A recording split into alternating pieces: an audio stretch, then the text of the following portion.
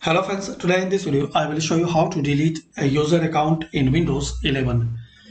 So firstly guys, you have to click on start, then click on settings. Now in here click on accounts, and then click on family and other users.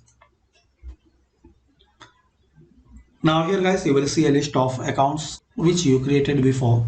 So in case if you want to delete a user account in, for example, this one. So here guys, you can delete a user account.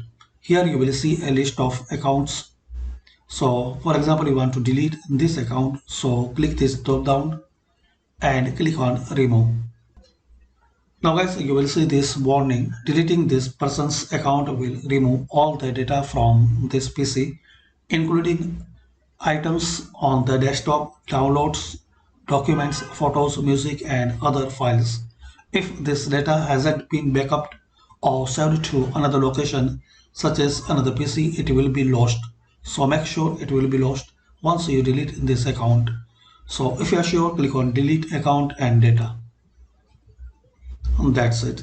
So like this guys, you can delete a user account in Windows 11. Thanks for watching guys. Please comment this video useful for you or not, and please share, like and subscribe this channel for more useful videos.